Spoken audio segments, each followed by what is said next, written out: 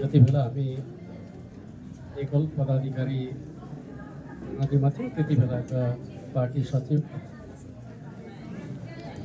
शोभाराम बस्नेत, पार्टीका सहयोगता नेताहरू, विभिन्न राजनीतिक दलका तर्फबाट कमरेड शोभाराम बस्नेतलाई श्रद्धाञ्जली दिनका लागि यहाँ उपस्थित हुनुभएका नेता साथीहरू,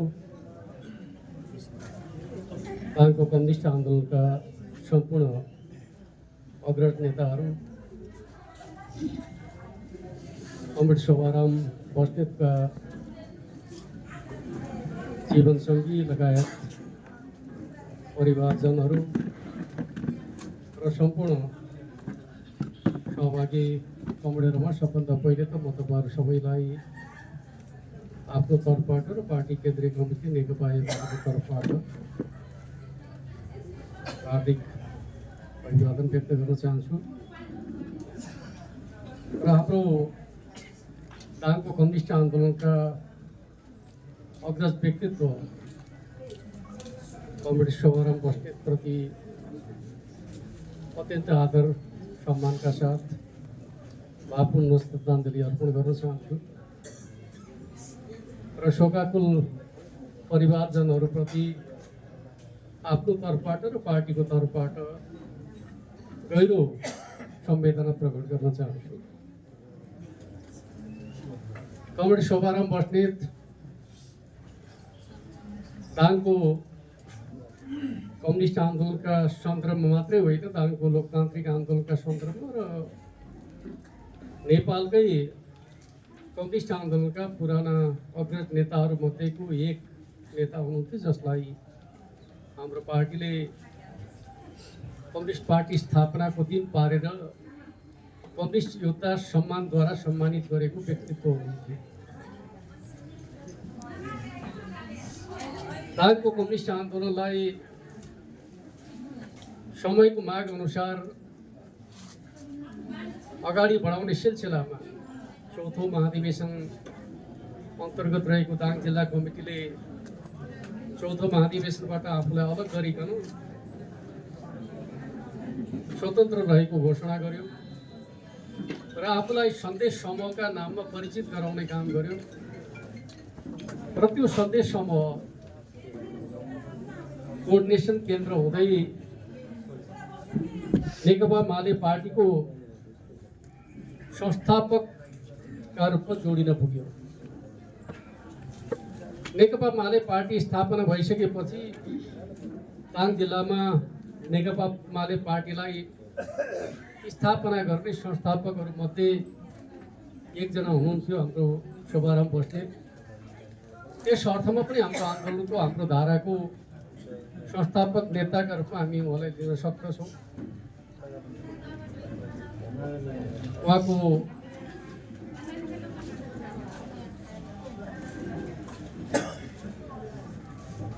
पढाइ र शिक्षण पेसाका सन्दर्भका बारेमा दाङ जिल्ला कमिटीका उपाध्यक्ष कमरेडले कहाँ कहाँ पढ्नुभयो, कहाँ कहाँ पढाउनु भयो भन्ने खालको कुरा सुनाउनु भएकै छ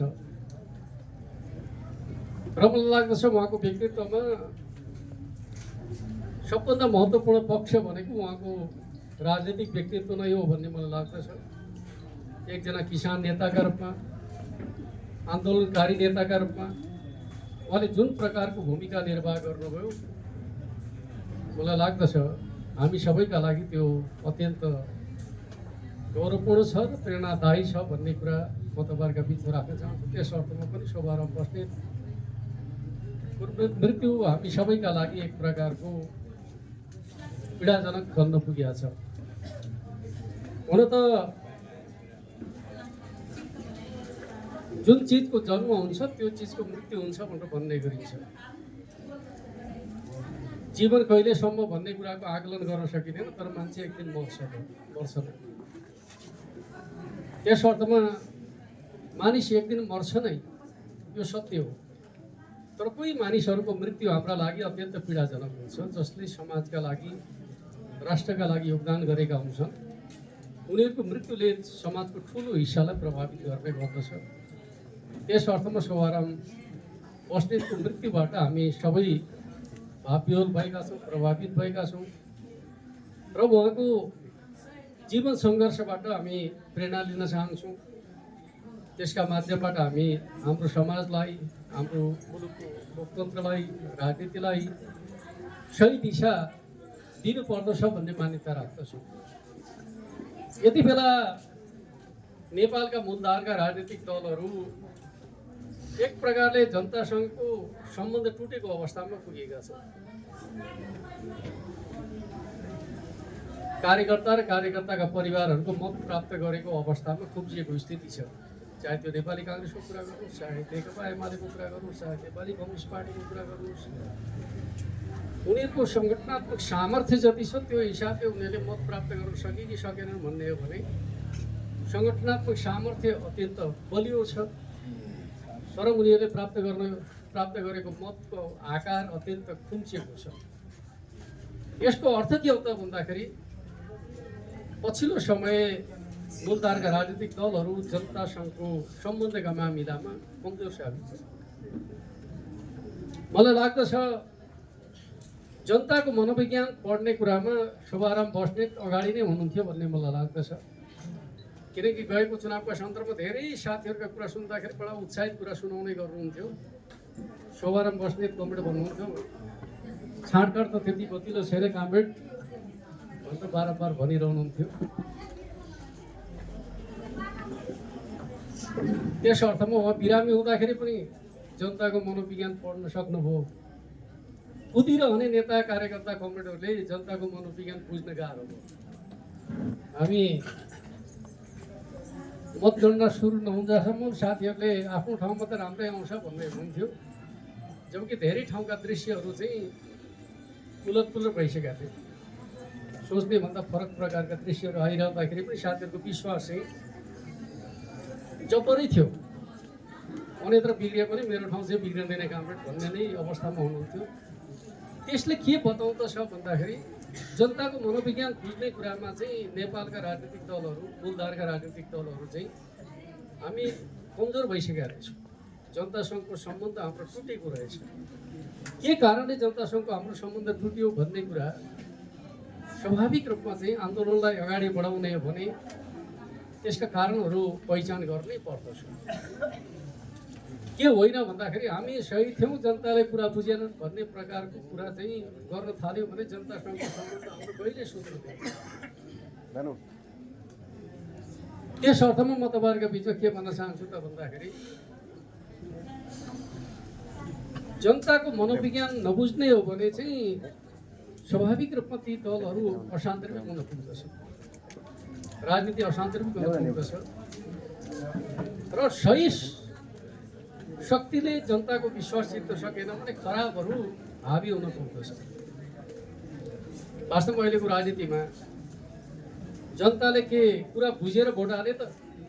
कुरा बुझेर भोट हाले त होइन, मान्छे चिनेर भोट हाले त? मान्छे चिनेर भोट हाले पनि होइन,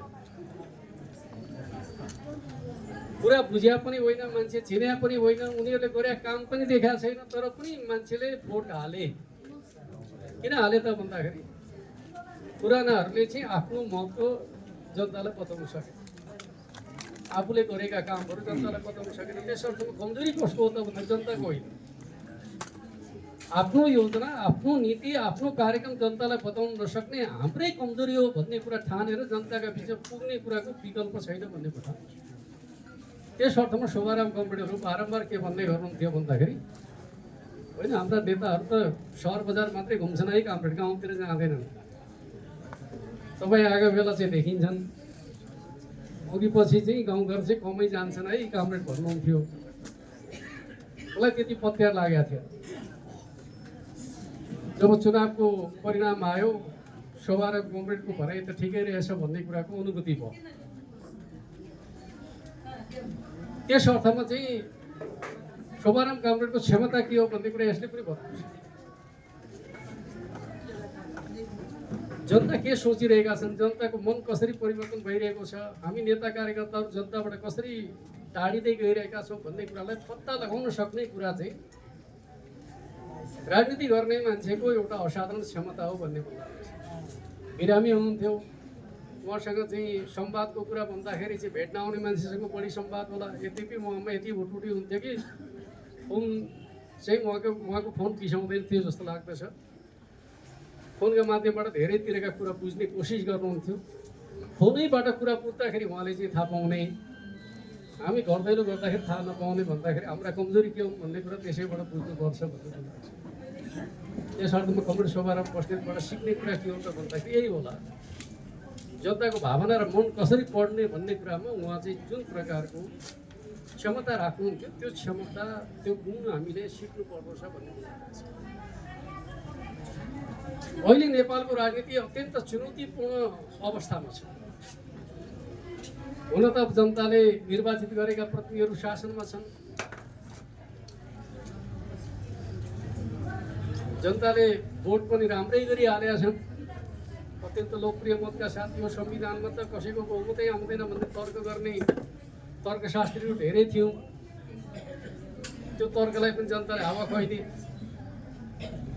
बहुमत मात्रै होइन झन्डै 2/3 पुर्याइदिए। तर पनि मुलुक सङ्कटमा छ। कहिलेकाहीँ के हुन्छ भने जनताको जनादेश प्राप्त शक्तिमाथि भरोसा गर्न नसक्ने स्थिति उत्पन्न हुँदो रहेछ। सबभन्दा ठुलो सङ्कटमा को छ भन्दाखेरि मुलुकको सार्वभौम सत्ता र भौगोलिक अखण्डता नै सङ्कटमा छ। यो मुलुक रहने कि नरहने भन्ने खालको चिन्ता नै धेरैका मनमा पैदा भएको छ। पछिल्लो समय त जसले भोट हाले उनीहरूका मनमा पनि यो मुलुकको भविष्य के हुने होला भन्ने खालको चिन्ता सुरु भइसकेको छ। बुलदारका पार्टीहरूको रिसमा भोट त हालिहाले, तर अहिले फर्केर हेर्दाखेरि मुलुकको भविष्य के हुने हो भन्ने खालको चिन्ता चाहिँ भोट हाल्नेहरूका मनमा पनि पैदा भएको छ। अर्कोतर्फ संविधान र लोकतन्त्रको भविष्य के हुने हो भन्ने प्रकारको चिन्ता पनि आम मानिसहरूका मनमा पैदा भएको छ। किनकि अहिले एक प्रकारले भन्नुहुन्छ भने संविधान जीवित छ, कानुनहरू क्रियाशीलै छन् भन्नु पर्यो। तर प्रधानमन्त्री न संविधान अन्तर्गत न कानुन अन्तर्गत आफूलाई लागेको स्वेच्छाचारी शासनको बाटोमा अग्रसर हुन थाल्नु भएको छ। संसदीय लोकतन्त्रमा के भन्ने गरिन्छ भन्दाखेरि सरकारहरू अविच्छिन्न उत्तराधिकार संस्था हुने गर्दछन्। पुरानो सरकारले गरेका कामहरूको जगमै नयाँ सरकारले काम गर्दछ भन्ने खालको मान्यता हुने गर्दछ। तर यो सरकारले पुरानो सरकारको कामसँग सम्बन्ध विच्छेद गरेर अगाडि बढ्ने कोसिस गरेको छ, जुन हाम्रो संवैधानिक व्यवस्थाभन्दा फरक छ। अर्कोतर्फ हामी संसदीय प्रणालीमा छौँ, राष्ट्रपतीय प्रणालीको चाहिँ अभ्यास गर्न खोज्दैछ। संविधान संसदीय प्रणालीको छ, अभ्यास चाहिँ राष्ट्रपति प्रणालीको गर्न खोजिराखेको अवस्था छ। र हाम्रो स्थायी ब्युरोक्रेसी प्रशासन संयन्त्रलाई इग्नोर गरिकन सल्लाहकार माध्यमबाट चाहिँ प्रशासन चलाउने प्रयत्न भइरहेको छ। नेपालको लोकतन्त्रको ऋणका रूपमा रहेका विद्यार्थी सङ्गठनहरूका गतिविधिहरूमा नियन्त्रण गरिएको छ, ट्रेड युनियनमाथि नियन्त्रण गरिएको छ। र सबभन्दा ठुलो प्रहार कहाँबाट सुरु भयो त भन्दाखेरि सहरिया गरिब र भूमिहीन सुकुम्बासीमाथि प्रहार सुरु भयो। त्यसलाई सरकारले आफ्नो ठुलो उपलब्धि र बहादुरी मान्न थालेको छ। जबकि के हुन्छ भन्दाखेरि कुनै पनि मुलुकको समृद्धिको आधारशिला भनेको चाहिँ श्रमजीवी वर्ग नै हो। गरिब भनेकै श्रमजीवी वर्ग हो। श्रमजीवी वर्गको भरोसा राज्यले प्राप्त गर्न सकेन भने राष्ट्रको निर्माणको कल्पना पनि गर्न सकिँदैन। यो वामपन्थी र कम्युनिस्टहरूले बोल्ने भाषा मात्रै होइन, पुँजीवादीहरूले पनि श्रमजीवी वर्गको विश्वास र भरोसा जित्न सकेन भने उनीहरूको शासन व्यवस्था पनि सफल हुँदैन। तर यो सरकार त्यो हिसाबले पनि अगाडि बढ्न सकेको छैन। अर्कोतर्फ नेपालको वामपन्थी आन्दोलन कम्युनिस्ट आन्दोलनका सन्दर्भमा कुराकानी गर्नुहुन्छ भने इतिहासकै सबभन्दा ठुलो क्षति बेहोरेको अवस्थामा नेपालको वामपन्थी आन्दोलन रहेको छ र त्यसलाई फेरि उठाउनु पर्नेछ। स्वाभाविक रूपमा आधारभूत वर्ग र समुदाय नेपालको वामपन्थी आन्दोलनबाट टाढिन पुगेको यथार्थतालाई महसुस गरिकन त्यसलाई कसरी जोड्नु पर्दछ त्यो काम गर्नुपर्दछ। नेपालमा रोजगार नपाएर रोजगारका लागि विदेश गएका भनेका त सबभन्दा ठुला श्रमिक हुन् नि। त्योभन्दा ठुलो श्रमिक त अर्को को हुन सक्दछ भन्नु त। ती श्रमजीवी वर्गले आफ्नो पार्टी चाहिँ को हो भन्ने कुरा छुट्याउन नसकेर बुजुर्गहरूका पक्षमा चाहिँ लबिङ गरिकन यतिसम्म कि वृद्ध आमा बुवालाई पनि विदेशबाट फोन गरिकन यसपटक त भोट बदल्नुपर्छ भन्ने प्रकारको लबिङ कहाँबाट भयो त भन्दाखेरि विदेशमा गएर श्रम गर्नेहरूले नै लबिङ गरे। जबकि श्रमजीवी वर्गको पार्टी त कम्युनिस्ट पार्टी हुनुपर्दो थियो नि। त्यस्तो भयो कि भएन भन्दाखेरि हुन सकेन। अर्थात् हामीले श्रमजीवी वर्गलाई श्रमजीवी वर्गको अनुभूति दिलाउन पनि सकेन। त्यो प्रकारको अवस्थाबाट मुलुकको राजनीतिलाई सही दिशा प्रदान गर्नुपर्ने आवश्यकता छ। स्वाभाविक रूपमा यस्तो बेलामा चाहिँ कम्युनिस्ट आन्दोलनका अग्रज नेताहरू जसले वर्गको राजनीतिलाई माथि उठाउनका लागि आफ्नो जीवन अर्पण गरे। खास गरी भन्ने भने पञ्चायतका विरुद्धको सङ्घर्षमा दाङको किसान आन्दोलनको अत्यन्त ठुलो महत्त्व छ। र पछिल्लो किसान आन्दोलन 35 सालको किसान आन्दोलनको एकजना महत्त्वपूर्ण हस्ती हुनुहुन्थ्यो शोभाराम बस्नेत, जसले आज थारू समुदायमा जुन प्रकारको जागरण र जागृति आएको छ, कस्तोसम्म भनेर भन्दाखेरि 35 सालको किसान आन्दोलनका समयको कुराकानी गर्नुहुन्छ। दाङका सबै थारू किसानहरूका घरहरू भनेका चाहिँ भुइँतले घरहरू र एक प्रकारले भन्ने भने स्याउलाले बारेको फुसको छाना भएका घरहरू, लामा लामा घरहरू, परिवारका हिसाबले भने सबभन्दा ठुला परिवारहरू थारू समुदायकै हुने। त्यो प्रकारको घरको अवस्थाका हिसाबले भन्दै भने त्यो चाहिँ प्रतिकूल अवस्थाका, स्वास्थ्यका हिसाबले प्रतिकूल अवस्थाका घरहरूलाई बदलेर 10 वर्षको अवधिमा दाङका थारू समुदायका सबै घरहरू काँचो इँटाका तले घरमा बदल्ने खालको प्रभाव कुन आन्दोलनबाट पर्यो भनेर भन्दाखेरि मान्छेहरूले आन्दोलनको विश्लेषणलाई घटनाका रूपमा हेर्ने गर्दछन्। त्यसले मानसिकतामा ल्याएको परिवर्तन 35-36 सालको किसान आन्दोलनको जगमै नेपालको दाङ जिल्लाको थारू समुदायको चेतनामा चाहिँ त्यसले ल्याएको परिवर्तन अत्यन्त ठुलो रह्यो र जसले हाम्रो समाजलाई आर्थिक रूपमा, सामाजिक रूपमा परिवर्तन गर्ने कुराको नेतृत्व गर्यो। त्यो आन्दोलनको एकजना हस्ती हुनुहुन्थ्यो शोभाराम बस्नेत। त्यसर्थ म शोभाराम बस्नेतलाई एउटा पार्टीको नेताका रूपमा मात्रै होइन, हाम्रो समाजलाई बदल्ने आन्दोलनको एउटा सर्जकका रूपमा पनि हामीले हेर्नुपर्दछ भन्ने मलाई लाग्दछ। त्यस अर्थमा त्यो समयका अग्रजहरूले कस्तो प्रकारको भूमिका खेल्नुभयो, त्यो चिजलाई अझै गहिरो गरी अध्ययन गर्नुपर्ने र घटनाका रूपमा मात्रै होइन त्यसका प्रभावहरूका सन्दर्भको विश्लेषण गर्नुपर्ने।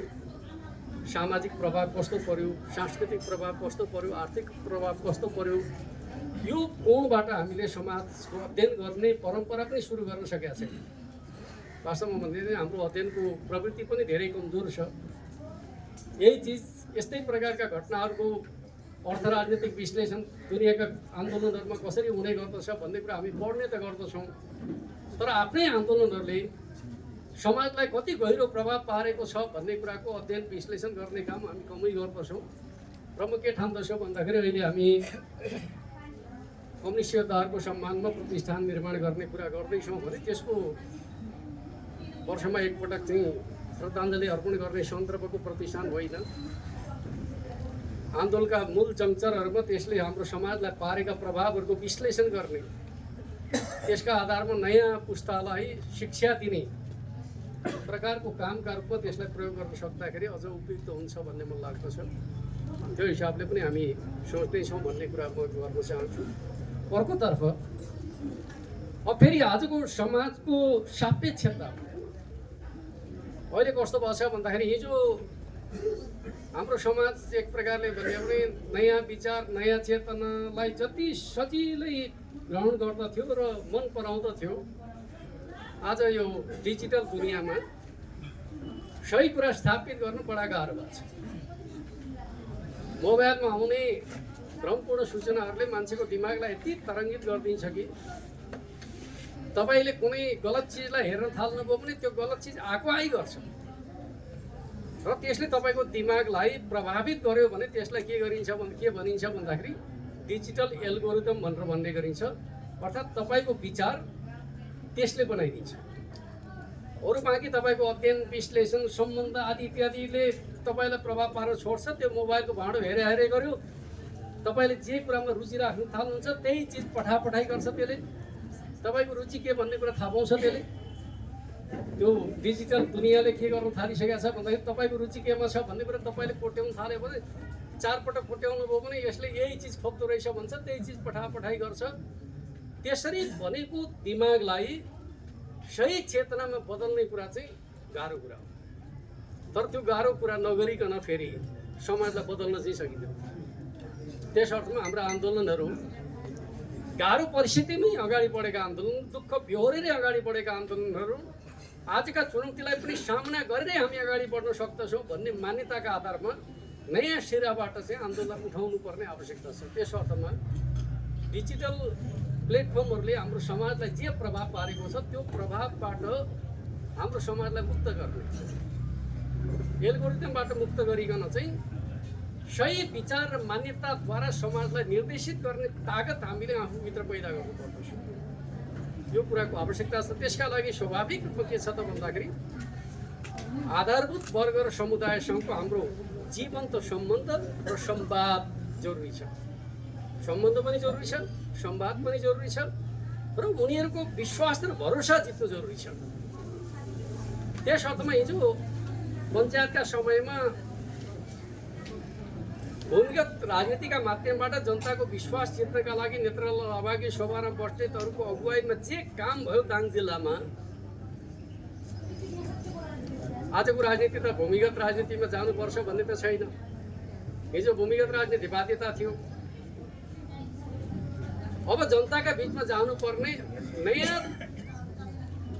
आवश्यकता पनि। किन भन्दाखेरि जनतासँग सम्बन्ध टुटेपछि जनतासँगको सम्बन्धलाई जोड्नका लागि त जनताका बिचमा पुग्नै पर्यो, जनतासँग संवाद गर्नै पर्यो, जनताका मन पढ्नै पर्यो। त्यो जनताको मन पढ्ने कुरा चाहिँ तरिकाहरू शोभारामजीहरूबाट, नेत्रलाल अभागीजीहरूबाट सिक्नु पर्यो। अर्थात् हाम्रा अग्रज नेताहरूले जसरी दाङमा भूमिगत राजनीतिलाई स्थापित गर्ने काम गर्नुभयो, जनशैलीलाई जसरी स्थापित गर्ने काम गर्नुभयो, मालेकालको जनशैली भनेको चाहिँ असाधारण जनताका पक्षको जनशैली हो, कार्यशैली हो। त्यो जनशैली र कार्यशैलीलाई अबका दिनहरूमा हामीले गहिरो गरी आत्मसात गर्नु जरुरी छ भन्ने मलाई लाग्दछ। र म तपाईँलाई एउटा प्रसङ्ग बताउन चाहन्छु। हाम्रो पुर्ख्यौली घर हाडीमै 2वटा घर थिए। एउटा घर चाहिँ पार्टीको सेल्टर जस्तै थियो र त्यो सेल्टरमा नियमित जाने व्यक्तिमध्ये पर्नुहुन्थ्यो सभाराम बस्नेत। र भूमिगत नेताहरूका लागि खानाको व्यवस्थापन गर्ने सजिलो पात्र थिएँ म। आमाहरू पकाइदिनुहुन्थ्यो, अर्को घरमा लगेर खाना खुवाउनु पर्ने, त्यो पनि सुरक्षित तरिकाबाट खुवाउनु पर्ने। त्यो प्रकारको सम्बन्धबाट चाहिँ जति बेला म स्कुले विद्यार्थी थिएँ, उहाँहरू राजनीतिमा हुनुहुन्थ्यो।